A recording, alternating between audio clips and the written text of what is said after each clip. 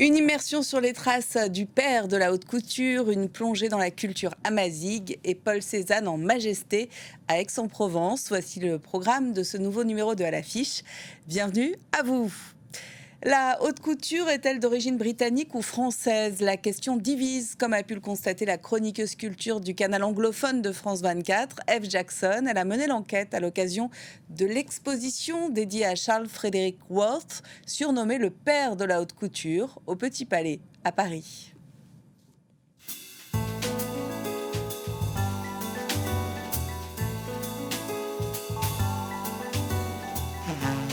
Bienvenue à Paris, capitale incontestée de la mode.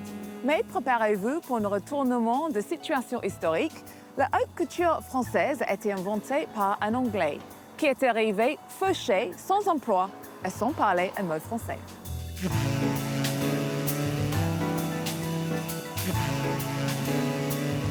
Cette exposition au Petit Palais rend hommage à Charles Frederick Worth, l'homme qui a révolutionné la mode, le père de la haute couture. L'exposition est riche de 400 œuvres, près de 80 costumes, mais aussi des peintures, des arts graphiques, du mobilier, les parfums Worth. C'est une exposition absolument exceptionnelle pour ses prêts venus du monde entier. Né dans une famille modeste dans l'est de l'Angleterre en 1825, Worth traverse la Manche à seulement 21 ans. D'abord simple employé chez un marchand de tissus, il fonde sa propre maison de couture en 1858, habillant famille royale et célébrités dans toute l'Europe et au-delà.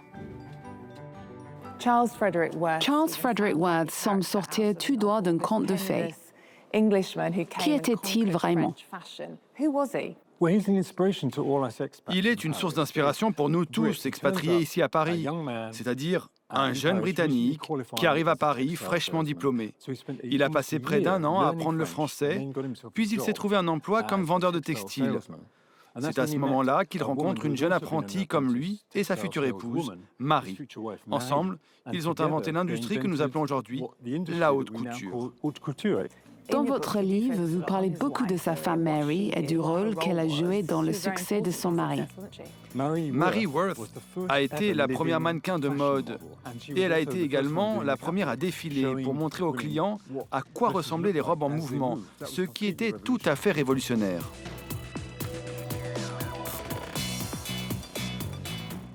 Il invente ce qu'est la haute couture aujourd'hui.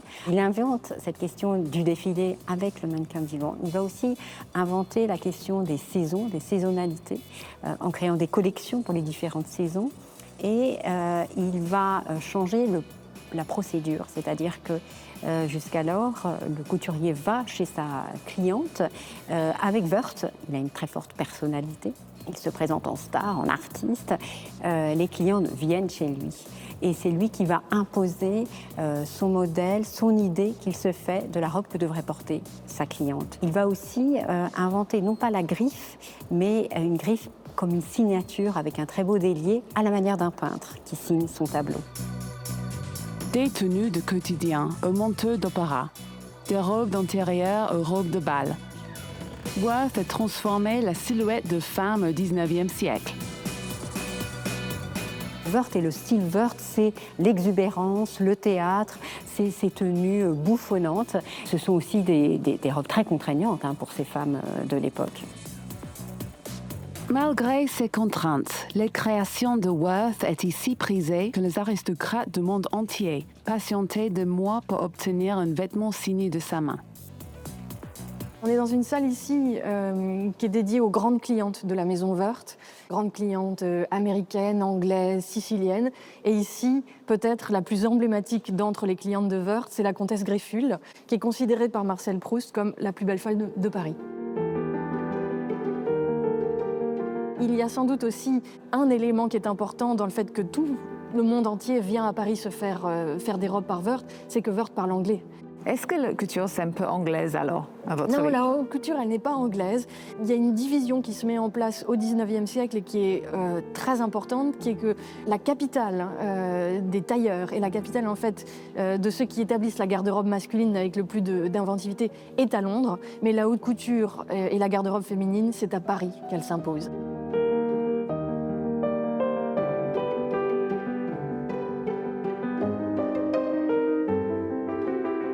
À quel point la haute couture est-elle française? À l'origine, la haute couture était britannique. Charles Frederick Worth a en quelque sorte inventé tout ce que nous considérons aujourd'hui comme de la haute couture. Le couturier star, la signature sur la robe pour qu'on puisse la voir, et surtout cette idée que le créateur est un génie et donc on veut connaître son nom. Tout cela est complètement britannique, mais inventé en France avec des textiles et un savoir-faire français. À l'époque, Paris disposait de couturières très douées, capables de confectionner de superbes robes et de réaliser d'incroyables broderies. Charles Frederick Worth s'est servi de toutes ces matières et ce savoir-faire que Paris lui a fourni. Worth est mort à Paris en 1895, laissant sa maison de couture à ses fils. La dynastie Worth a perduré pendant 3 générations, jusqu'en 1952, quand son arrière-petit-fils Roger a pris sa retraite. L'exposition est à voir jusqu'en septembre, l'occasion rêvée de découvrir l'anglais oublié qui a habillé le monde.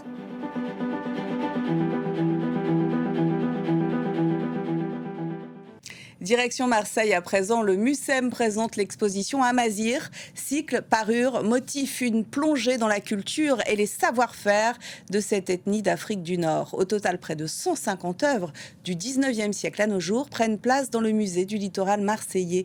Notre reporter Florence Gaillard nous fait découvrir ces trésors méconnus.